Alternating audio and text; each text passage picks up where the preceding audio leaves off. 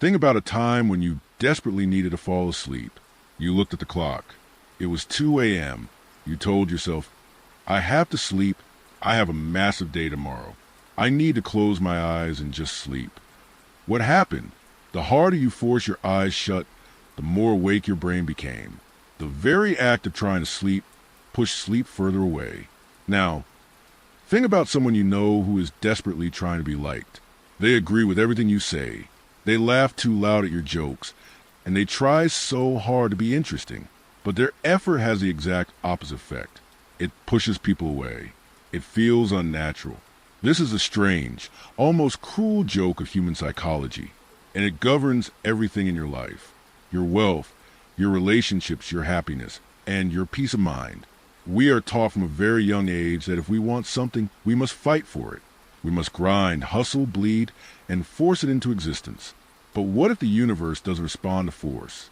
What if the reason you feel stuck, exhausted, and empty right now isn't because you aren't trying hard enough, but because you're trying too hard? Welcome to the law of reversed effort, the philosophy of getting exactly what you want by finally letting go. Chapter 1, The Illusion of Force. If you fall into quicksand, your biological instinct is to panic. Your brain screams at you to move, to kick, to fight your way out, so you thrash around. But quicksand is a non-Newtonian fluid. The more pressure you apply to it, the more solid it becomes. Your struggle is exactly what pulls you under. The only way to survive quicksand is to do the one thing that terrifies you. You have to stop moving. You have to lie back, spread your weight, and relax. You have to surrender to it. Only when you stop fighting do you naturally float to the top. Life operates much like quicksand. Look at the modern world. We are a generation of exhausted people. We have 1,000-step morning routines, productivity apps, and manifestation journals. We are aggressively chasing happiness. But are we happier? Statistically, no. We are more anxious, more depressed, and more isolated than ever before. Why? Because the desire for a more positive experience is, in itself, a negative experience. Think about that for a second. If you are constantly telling yourself, I need to be happier, you are simultaneously reinforcing the belief that you are currently miserable. The desire to be rich reminds you that you are poor. The desperate need to be loved reminds you that you feel alone. By aggressively chasing a goal, you are amplifying the lack of it. You are swimming against the current of a very fast river. You might make a few feet of progress, but eventually your muscles will give out and the river will take you anyway. The philosopher Alan Watts called this the backwards law. He famously said, when you try to stay on the surface of the water, you sink. But when you try to sink, you float. When you let go of the frantic need to control every outcome, the resistance vanishes. The things you have been chasing stop running away from you. Chapter 2, Wu Wei, the art of doing nothing.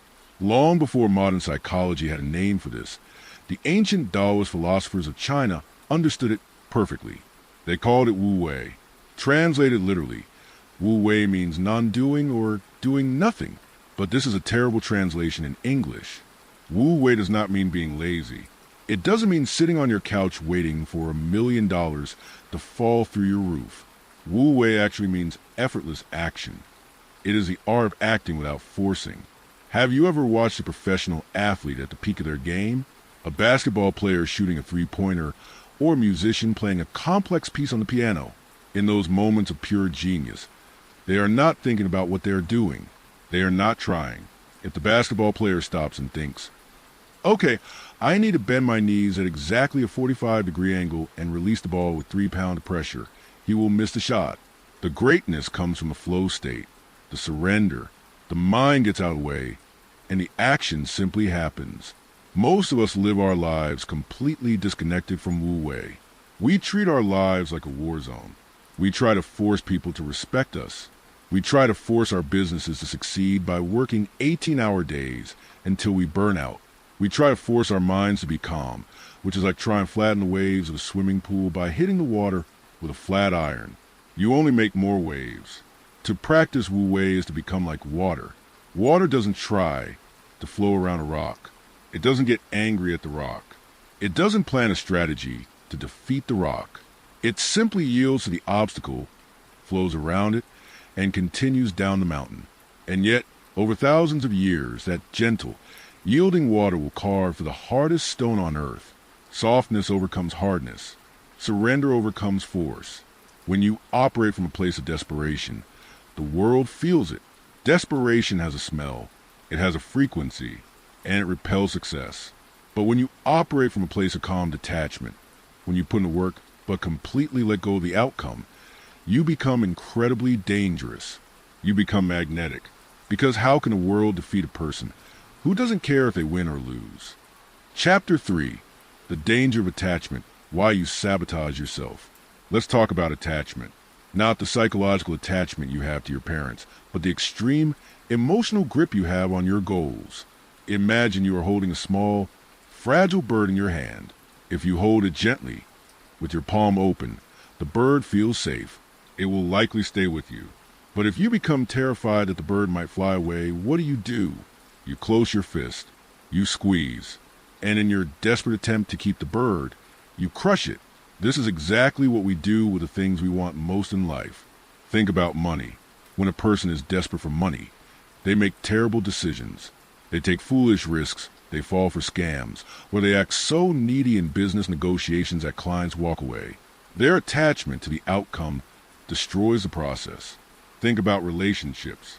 When someone is terrified of being abandoned, they become suffocating. They check their partner's phone. They demand constant reassurance. They create arguments out of thin air just to see if the other person will stay and fight for them. They create the exact abandonment they are so afraid of. The psychological mechanics here are undeniable. When you are deeply attached to a specific outcome, you operate from a state of fear. Fear narrows your vision. It blocks your intuition. It makes you rigid. And life does not reward rigidity. Life breaks what cannot bend. To master the law of reversed effort, you have to embrace a concept known as outcome independence. This means you set your target. You decide you want to build a successful business or find a meaningful relationship or get into incredible physical shape. You put in the absolute highest quality of work every single day. But, and this is the crucial part, you emotionally detach yourself from whether it actually happens or not. You build the business, but you accept that it might fail, and you know you'll be fine if it does. You go on dates, but you accept that if the person doesn't like you, it has zero impact on your core value. When you sever the emotional chain between your self-worth and your external goals, a profound shift happens. The anxiety disappears. The desperation vanishes. You start making decisions based on logic and creativity, rather than panic and fear. And ironically, this is exactly when the success you were chasing finally arrives. Chapter 4.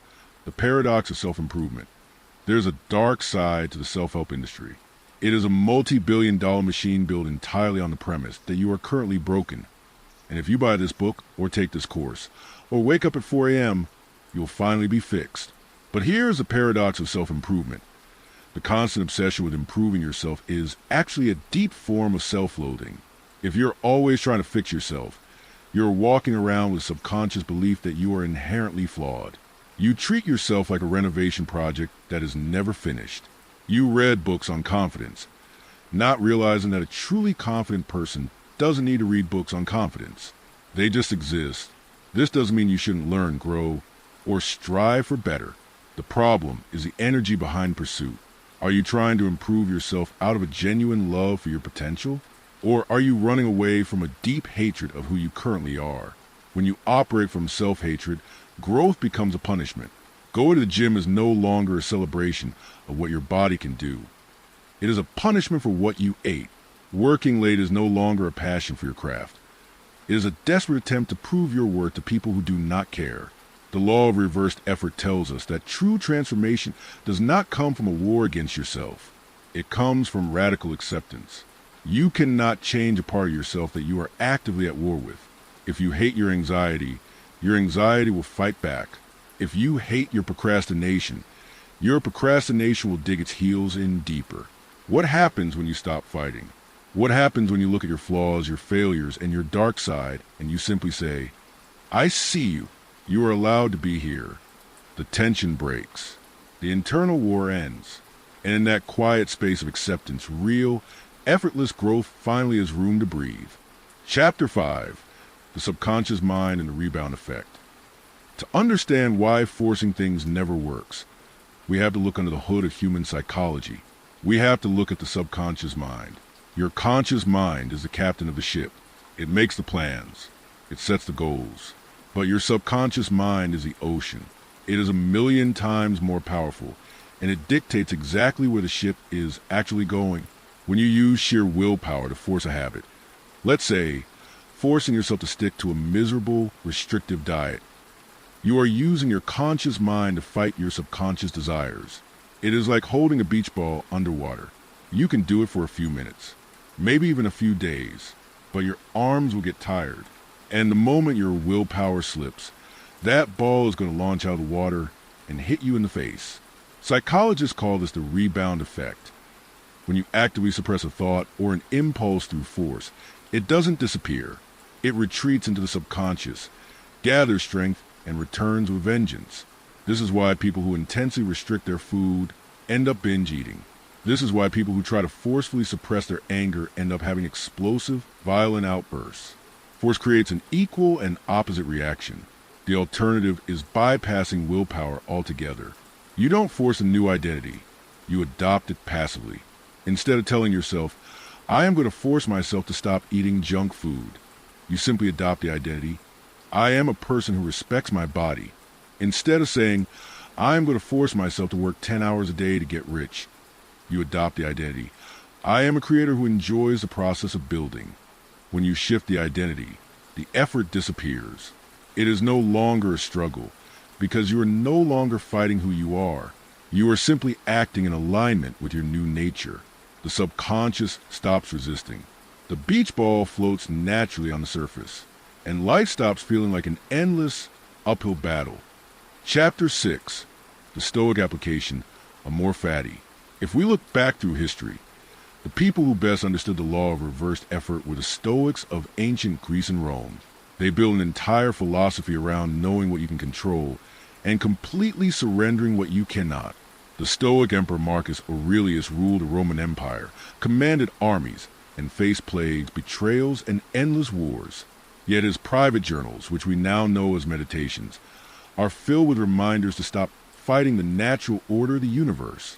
The Stoics had a specific concept for the surrender. They called it Amor Fati, a love of fate. Amor Fati is the ultimate cheat code to human existence. It goes far beyond simply accepting the bad things that happen to you. Acceptance is passive. Acceptance sounds like, well, I got fired. I guess I just have to deal with it. Amor Fati is active. It is looking at the fire that is burning down your life and saying, good, I needed the heat. When you practice Amor Fati, you stop wasting your energy wishing that reality was different. You stop asking, why is this happening to me? You realize that the obstacle in your path is not blocking the way. The obstacle is the way. Think about the psychological invincibility of a person who operates like this. If you try to ruin their reputation, they use it as an opportunity to practice emotional resilience. If they lose their money, they use it to rediscover their creativity. If you break their heart, they use the pain to build a deeper connection with themselves. How do you defeat someone who turns every poison into medicine? You can't, by refusing to fight their fate. They master it. The moment you stop wishing for a life without pain, the pain loses its ability to paralyze you. You stop struggling in the quicksand, and you finally begin to float. Chapter 7. Social Detachment, the Power of Silence. Let's apply the law of reversed effort to the darkest part of human interaction, dealing with toxic, manipulative, or narcissistic people. Manipulators feed on your effort. They are emotional vampires, and your reactions are their lifeblood. When a toxic person attacks you, disrespects you, or tries to gaslight you, your natural instinct is to fight back. You want to explain yourself. You want to defend your honor. You want to force them to see the truth. But what happens when you try to force a manipulator to see the truth? They twist your words. They turn your anger against you. They play the victim. Your effort to fix the situation is exactly what gives them power over you. The backwards law provides a devastating counterattack. The power of nothing. When a manipulator expects you to scream and you offer them silence, It breaks their script when they expect you to defend yourself, and you simply look at them with dead, empty eyes and say, okay. It shatters their sense of control. This is not a weak silence. It is not the silence of someone who is afraid to speak. It is a weaponized silence. It is a silence of someone who realizes that engaging the battle is already a loss. When you stop trying to convince people your worth, your value automatically increases. People respect what they cannot easily break. If you are deeply unbothered by an insult, the insult bounces back and hits the person who threw it. You do not win a toxic argument by having the smartest comeback. You win by not participating. You win by removing your effort entirely, letting the other person exhaust themselves in an empty room. Chapter 8. The frequency of letting go. In quantum physics, there is a principle that states the mere act of observing a particle changes its behavior. The universe is deeply interactive. While we won't dive into mysticism, there is an undeniable psychological frequency to letting go. Have you ever noticed that the moment you finally get over an ex-partner, the exact week you stop checking their social media and finally feel at peace, they text you? Have you ever noticed that when you are desperate for a job, you bomb every interview, but the moment you get a job and no longer need one, recruiters start blowing up your phone? This is the backwards law playing out in real time. Neediness is a repellent. Neediness screams to the subconscious of everyone around you. I am empty and I need you to fill me. People instinctively run away from that burden. But detachment is magnetic. Detachment says, I am already full. I am fine with you, and I am completely fine without you. People are drawn to that energy. They want to be around a fire that burns on its own, not someone begging for a spark. Letting go is not giving up. Let me repeat that, because it is the most misunderstood part of this philosophy. Letting go is not giving up. Giving up is passive. It is a state of defeat. It is saying, I am not going to try anymore because I'm a loser. Letting go is active. It is a state of supreme confidence. It is saying, I am going to put in the highest quality of work today, but I am releasing my chokehold on tomorrow. You must care about the doing and completely uncare about the results. You must fall in love with the process of walking the path without constantly obsessing over the destination. Chapter 9. How to actually let go, the practical guide. So, how do we do this? How do we stop trying so hard in a world that constantly demands our effort? How do we practice the law of reversed effort on a random Tuesday when the rent is due, the inbox is full, and our anxiety is skyrocketing? It begins with a process called de-escalation of importance. Most of our suffering comes from convincing ourselves that whatever we are currently facing is a matter of life and death. We look at a job interview, a date, or a business launch, and our brain tells us, if this fails, my life is over.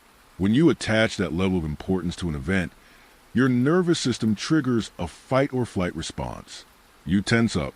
You lose your creativity. You start forcing things.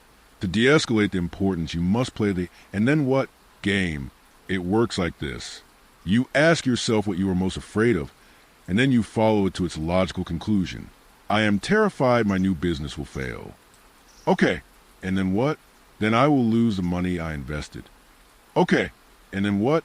Then I will have to get a normal job for a while to save up again. Okay, and then what? Then I will be back where I started, but with more knowledge. Suddenly, the monster hiding under the bed is just a pile of laundry. You realize that you will survive. You will be fine. When you strip away the catastrophic illusions your brain creates, the pressure drops. And when the pressure drops, your ability to perform at a high level naturally returns. The second practical step is shifting your focus from the macro to the micro. If your goal is to write a book, staring at a blank screen and thinking, I need to write 300 pages that will change the world, is paralyzing. You are trying to force a massive outcome. Instead, practice Wu Wei. Shrink your world down to the absolute micro. Your only goal today is to sit in a chair and write one honest sentence. That is it. Do not worry about the chapters. Do not worry about the publisher. Just a sentence. When you focus only on the immediate step in front of you, the effort becomes light. The anxiety disappears. And before you know it, by simply putting one foot in front of the other without forcing the pace, you have walked 1,000 miles. You must separate the ego from the action. Your work is just your work. It is not your identity. If it succeeds, great. If it fails, great. You remain untouched either way. Chapter 10, The Ultimate Freedom. The greatest prison you will ever live in is the one you built for yourself out of your own expectations. We spend so much of our lives holding our breath, waiting for the moment when we finally get the promotion, find the perfect partner, or hit the right number in the bank account. We tell ourselves, once I get there, then I will exhale, then I will be happy, then I will stop fighting. But the horizon always moves. Once you get the house, you want a bigger house. Once you get the money, you become terrified of losing it. The struggle never ends because the fundamental approach is flawed. You cannot fight your way to peace. The law of reverse effort is not a tool to help you get more things. It is a philosophy to help you realize you already have enough. It is a profound understanding that you are not the manager of the universe. You do not have to orchestrate every detail of your existence. You can do the work, set the intention, and then step back and let the chips fall where they may. Imagine how much energy you would have if you stopped trying to force people to understand you. Imagine how much peace you would feel if you stopped fighting your own flaws and simply accepted them as part of your unique design. This is a state of true power. The world belongs to those who have stopped running away from themselves. It belongs to those who can sit in an empty room in complete silence and feel no need to prove their worth to anyone. Stop forcing the lock. If the door is meant open for you, it will open. If it doesn't, it was never your door to begin with. Take a deep breath. Drop your shoulders. Unclench your jaw. Let go of the heavy armor you have been carrying around for years. You don't need it anymore. Stop trying to conquer the ocean and simply allow yourself to float. Outro. If you made it this far, you are part of a rare minority that actually finishes what they start.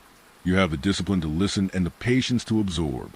The law of reversed effort takes a lifetime to master, but simply being aware of it changes everything. If this message resonated with you, if it gave you a moment of peace in a loud world, hit the subscribe button. Join our community of thinkers. And I want to go down to the comments right now and type the words, I let go. Write it out as a contract with yourself. A promise that starting today, you will stop fighting the quicksand. Thank you for your time. And remember, the hardest battle you will ever win is a decision to stop fighting. See you in the next one.